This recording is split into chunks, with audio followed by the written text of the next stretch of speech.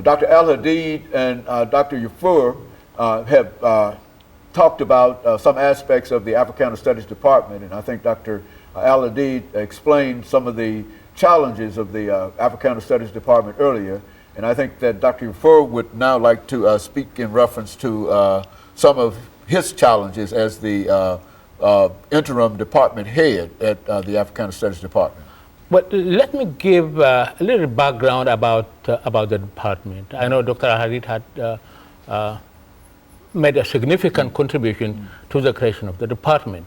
As I said earlier, we were just taking, this was just a take-off period. Unfortunately, this restructuring came about. Well, let me tell you this, what this department did. Even just 4 years after the creation of the department, in 1998, we had a program, what you call community outreach program, and I was taking courses, the African American community and the African American family, particularly the African American community. So I decided to do research and survey and pilot studies in the community, namely in Monroe Village, in northern community, in northern Nashville. Out of that research came a book, which is entitled 21st Century Africa. And we did a survey along with my student. That survey was published in 1998.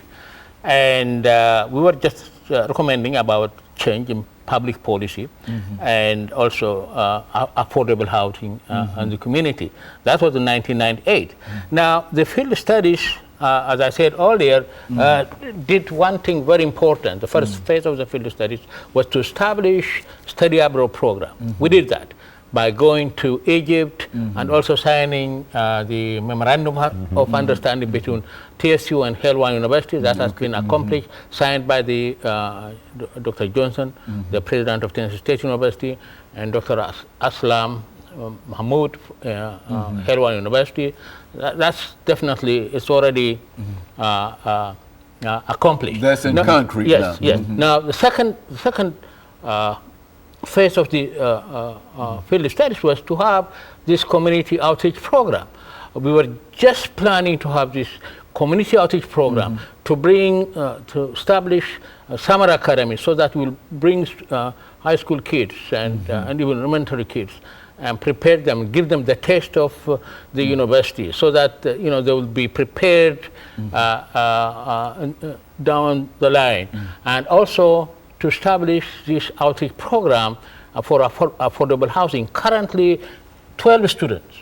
12 students are working in the community, doing surveys in the community for affordable housing and for school curriculum.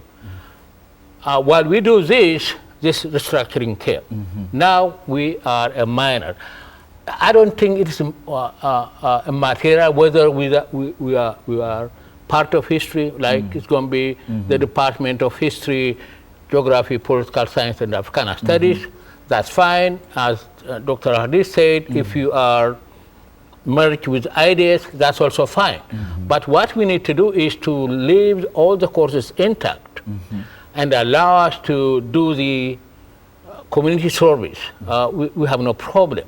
The degree program, if TBR says okay with the current program, we will not contest. We will probably wait until we get the required 10 students. But however, after having said this, we are not low producing department. That's true. You know that we are matriculating 150 to 160 students every year. Those students are IDS and certificate in arts and science. Arts and sciences. We are definitely, most of the courses is offered to those students. We definitely accommodate those students. Also, our general aid courses is always full. Intro to Africana Studies. You can give about 5, 6 sessions. I remember Doug and I had to divide classes because we had 2 classes. It was almost 100 students each. Right. So it was just the most popular courses, and we are definitely nurturing our students and and students like the department, and they needed this department just for their self-esteem, self-knowledge, and self-awareness, and also train them to be a leader in the community. Now, do you think that you could accomplish this in the interdisciplinary department rather than in the history department? It would be easier for you to accomplish this and disseminate your knowledge and information over to a larger group of individuals? When they say history department, it does not necessarily mean we will be part of history department. We're going to be part of the Department of History, Geography, Political Science, and Africana Studies. However, in our action plan, as Dr. Hadid mentioned, we did say that our best place is to merge with IDS. Since most of our students are IDS students, that would be the best place. But the administration thinks that IDS should be kept the way it is, retained the way it is, but Africana Studies should be a minor within the history, geography, political science. So in a real sense, you don't get a position of producing majors in the history department. Is that what you're saying? That you could? What I'm saying is we'll be part of that department. However, we'll still be a minor. And IDS are still taking all our courses, whether we merge with IDS as a department or remain a minor with history. I don't see any significant differences, but I agree with Doug. If you make it one department, that's fine. So your students are in IDS, is that what you're saying? Well, not only in IDS. I mean, we educate the whole campus. And you don't see any student from Tennessee State University because we have general ed courses. Okay. And I mean, if you put 10 section, we'll have about 400 or 500 students, but we don't have the faculty. That's the problem. Let me point out this too. We got 3 minutes. 3 minutes. Okay, I can do it in 3 minutes. When you look at the word major. Okay. So when we are a majority African Americans, a majority at Tennessee State, you have a major.